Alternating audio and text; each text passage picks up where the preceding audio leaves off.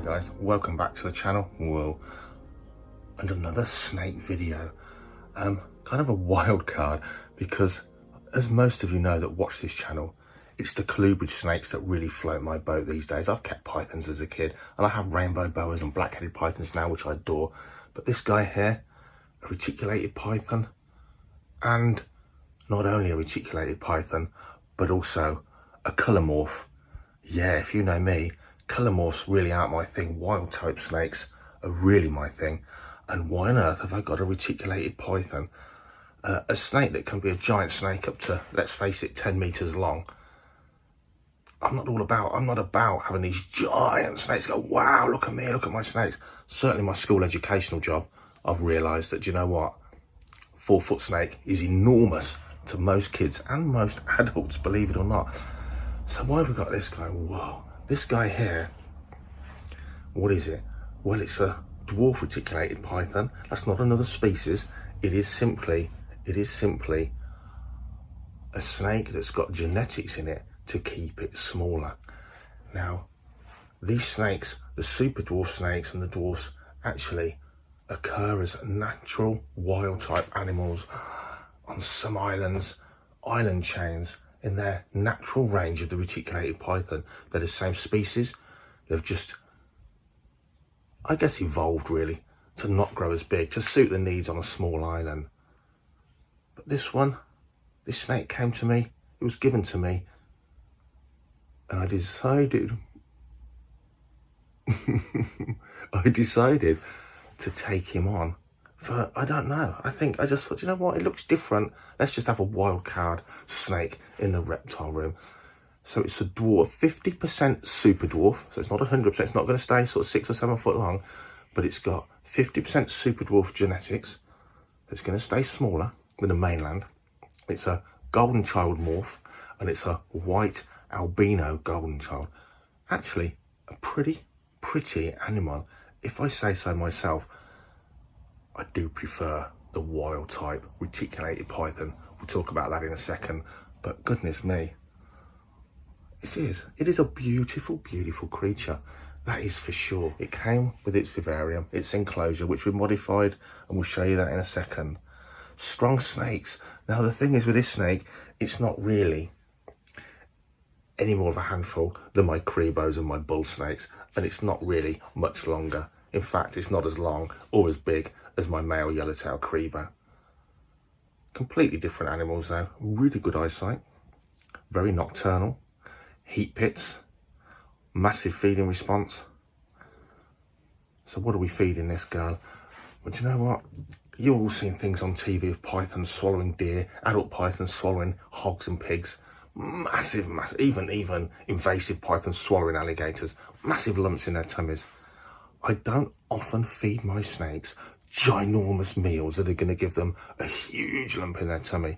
In fact, something like this girl, she's having several Dale cockerels or a medium-sized rat. She could eat an extra large rat, but I just think they have to eat in the wild what they can get their hold of, big or small. In captivity, she can have more regular feeds if need be, of smaller food items that she can much more easily digest, and that's the key. And of course, as active as retics are, even in captivity, this animal is not going to do anything like the work searching for food of its wild counterparts. It doesn't need one giant meal just in case it doesn't feed again for months and months. So we'll look at the enclosure. I'll tell you a little bit about them. Not at all difficult to keep. Don't let them get sudden chills. They can get respiratory tract infections. Being a python or boa, they just seem prone to mites. Mites love the fine scales of the pythons and the boas, more so than most colubrids, I think. So certainly look at that aspect. I didn't quarantine this snake simply because it was kept by a guy long term from a hatchling as his only reptile. So there wasn't really any great need. It's not been around the houses. He doesn't have reptiles coming and going into his snake room. He's had this animal alone. Other than that, I would quarantine it, just more than any reason. It's a python, and they just, I say, they get track mites from anywhere. In the UK and Europe, we're really lucky because we can access tourist mites, killer mites, predatory mites, and it's not at all a problem to quarantine a snake somewhere away from your main collection and sprinkle in some fresh tourist mites, and they will seek and destroy any snake sucking mites they can find. They are even a great prophylactic in all of your enclosures a couple of times a year. They really do seek and destroy. No nasty chemicals needed and zero mites.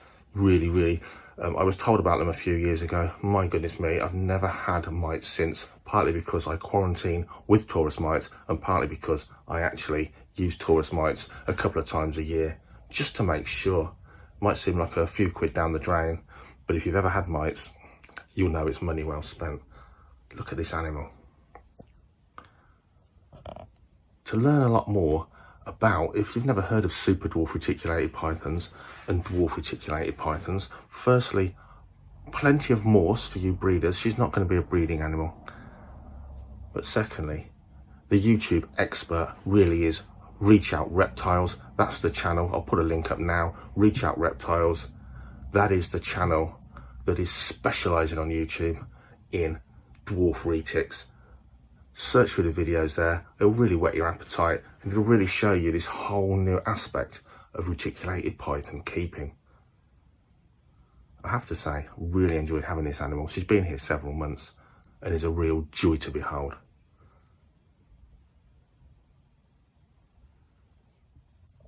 Hang on.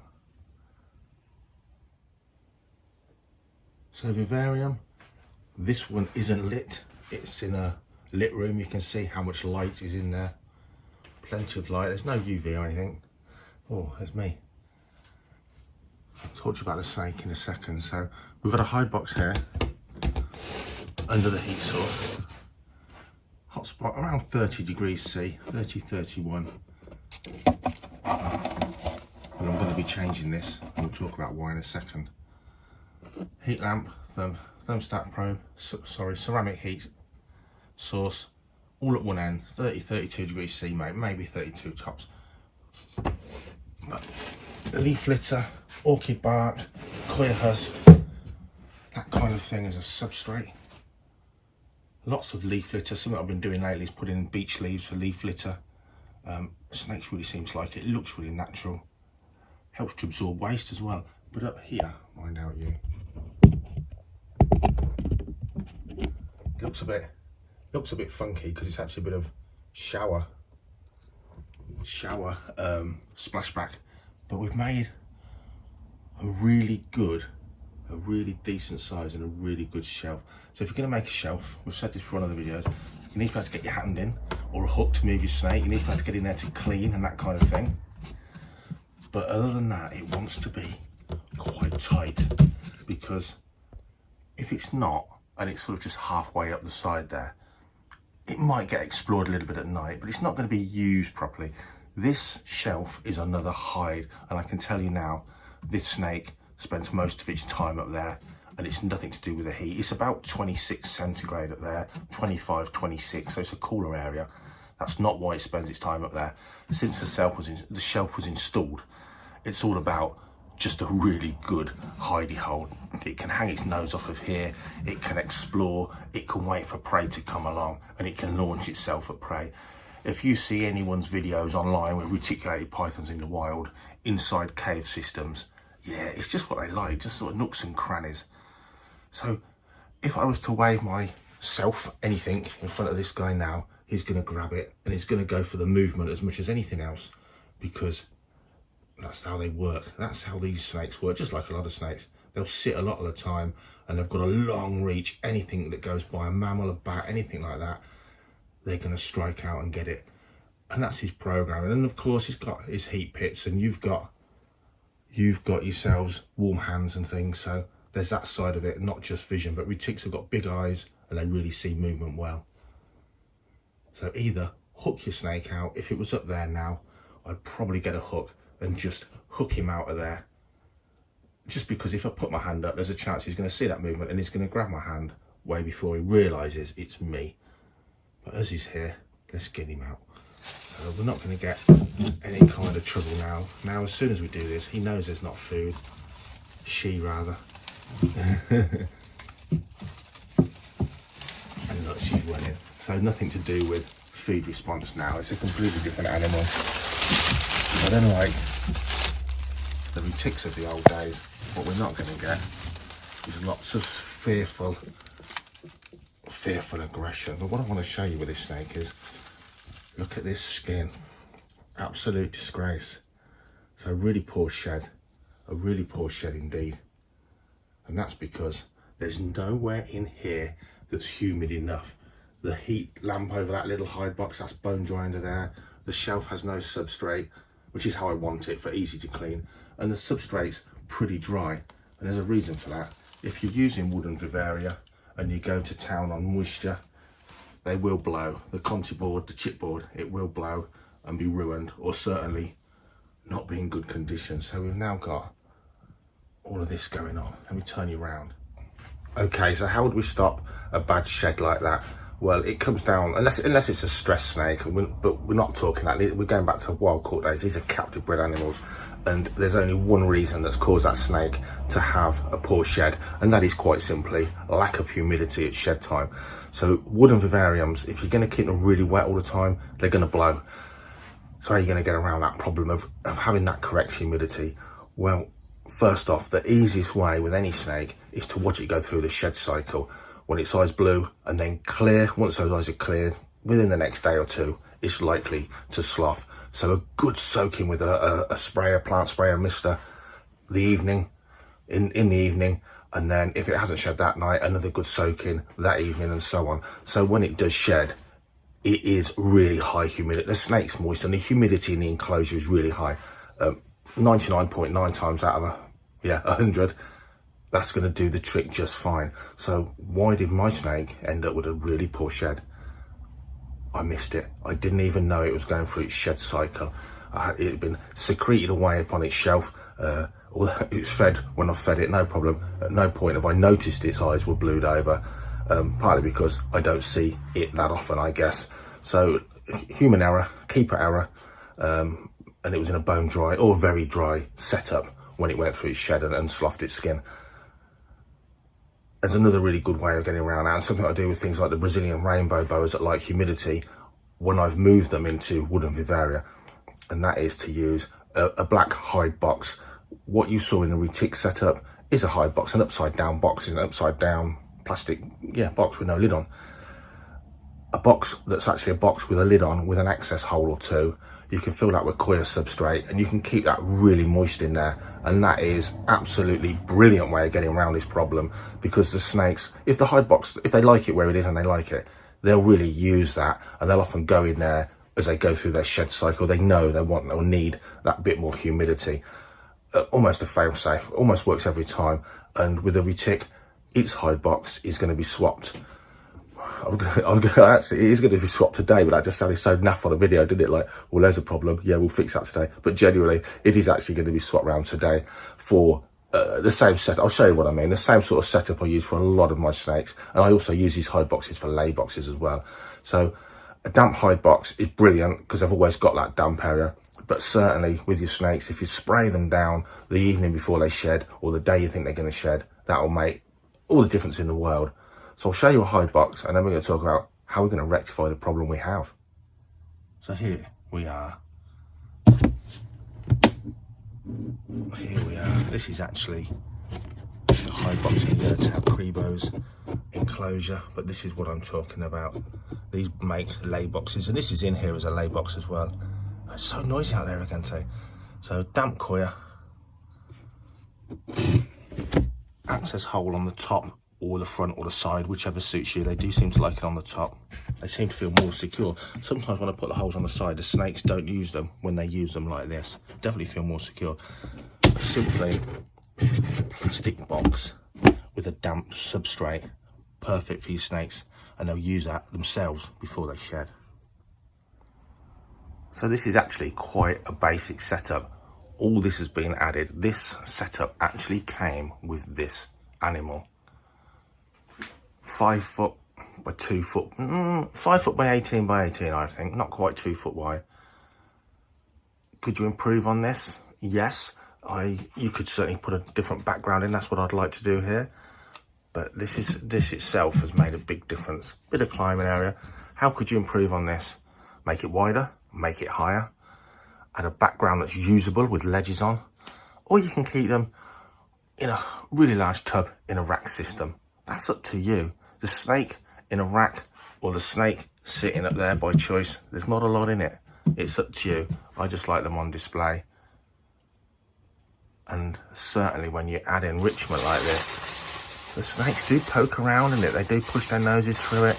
They do snuffle around. They do explore. For their very simple minds, it probably does give them some enrichment indeed. So here we are. Simple way to rectify the problem you've caused as a keeper, and that's to let your snake soak. It doesn't want to be deep water, pretty much so it can rest its belly on the bottom. It could have been half that depth, to be quite honest.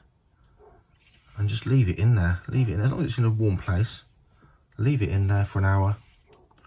And then just let the snake run through your hands, and all that dry skin will peel off. It works with things like eye caps that are stuck on and so on and so forth. So what a beautiful animal. So this is a 50% super dwarf. Golden child, white albino. So 50% super dwarf. You've got a dwarf, haven't you? You haven't got the tiniest of animals. So we're looking at a snake as a super dwarf. A true super dwarf can be as small as 6 foot long, fully grown. An animal like this, I'm going to expect this to get to 8 to 12 feet, I think. Just depends on whose genes are strongest, I guess. But a lovely sized animal. Nothing like the reticulated pythons that I used to work with as a kid. The mainland type, the natural type, which I have to say, firstly, let me just take a step back. Wild type reticulated pythons, freshly shed in the sunshine. I don't care what morph of reticulated python you've got. Nothing looks as good as a freshly shed, wild patterned retic out in real sunshine. That is one of the most beautiful snakes you can get. But of course, with the potential of the mainland, the normal retic, to reach 10 meters, something like 33 feet. That's a big old snake. While she's soaking, let's just give you some key facts about dwarf reticulated pythons. Key facts, as mentioned, super dwarfs can stay as small as 6 to 8 feet. Dwarfs, yeah, probably going to get still a big snake to sort of 12 feet, but that's way less than a mainland retic. Probably realistically less than half the size and weight. Much more manageable animals. Heat range, cool end, maybe 24C up to maybe 30, 31C as an average. A couple of degrees either way is not going to matter. Give them some humidity if you can. A coir substrate, that kind of thing is really going to help, something you can keep moist. But as we've discussed, there's other ways to get around that, such as a damp hide box. If you do have any kind of substrate that is a substrate, just spot clean the urates, spot clean the poo. If you keep them really simplistically on paper, then as soon as that animal poos, get it all out, dry it off and replace the paper. Do not think, oh yeah, every Sunday is my snake cleaning regime. It doesn't work like that. The really liquid poo and wee, the urates as well, it will flood the paper, and the snake, wherever it is in that enclosure, is going to be laying on a wet paper, ammonia ridden substrate paper, and it will end up with scale rot. So yeah, do you know what, a really good dry coir mix is the best for locking in and spot cleaning. But even if you keep it slightly damp, it still locks the poo together in one space for good spot cleaning. Remember, if you're using paper, it's going to run through everything, and the snake's going to have its belly on a wet, foul substrate. Very different ways to keep them, and that's really important. Scale rot will set in for sure if that snake's just laying in its own waste for any length of time. What else can I tell you? The enclosure, if you're not keeping them in a rack, keep them in a nice presentable enclosure. The bigger the better. The more climbing, nooks and crannies, hidey holes, the better. They don't necessarily need bigger, but bigger is better with these snakes, simply because they are actually quite an active snake when they've got a bit of an appetite. And at night, for sure, I think if they lived in the whole of your house, they'd find a way of using all of it. They are a snake that will definitely use all their enclosure in every three-dimensional direction. So if you've got the space, build them a palace.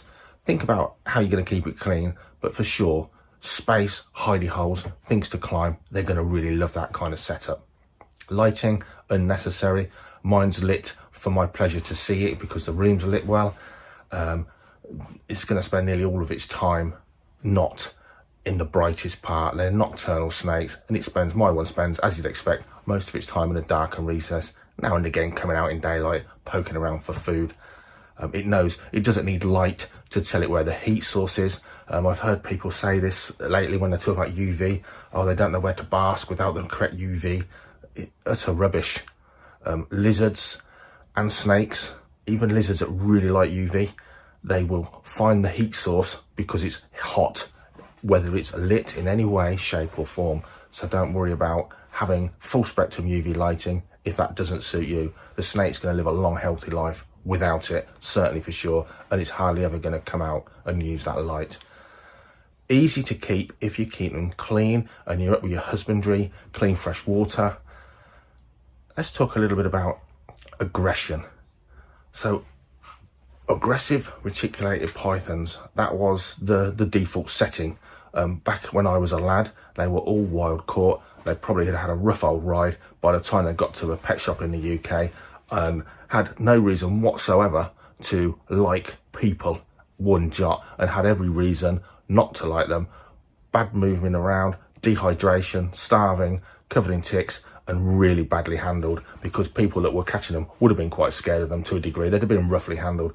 And the default setting for almost any retic was you open a vivarium and it was launching at you, not as a food response, as an absolute viv defensive, get away from me response.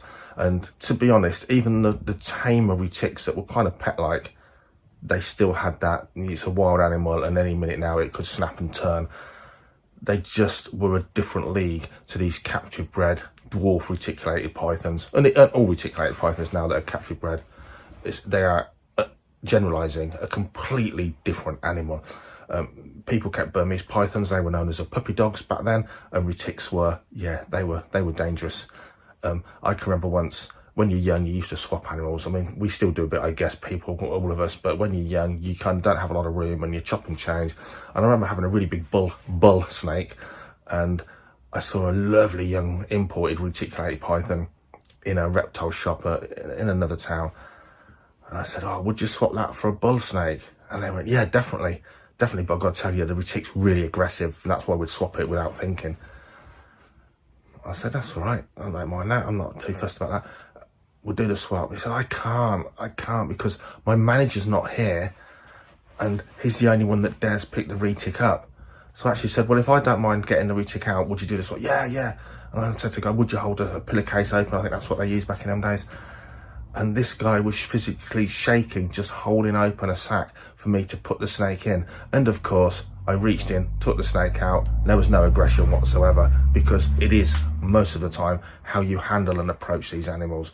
But for sure, these dwarf reticulated pythons, if you're someone as old as me, oh, I'd like one of these, but yeah, they're aggressive snakes. They're really not. They've got a food response, but so are my black-headed pythons. Work around the food response, and they're a completely different animal. They're lovely to hold. They'll explore all over you, and they're, I would say, as trustworthy as any snake is, for sure. That doesn't mean you want to wave it in your face, but for sure, they just forget that old sort of myth. It wasn't a myth, but what's now become a myth, that retics are nasty, horrible, dangerous snakes, because that was really down to the wild caught snakes, these captive bred animals. They're still going to be rogues, but they really are. I'm waffling now, but they really are lovely, lovely things to behold. Run through a couple of bits of kitchen roll to clean off that shedded skin. Note to self, next time, let's make sure there's enough humidity when she goes into her shed cycle. What a beautiful animal, and looking far more beautiful now that dry skin is there and not stuck all over her body.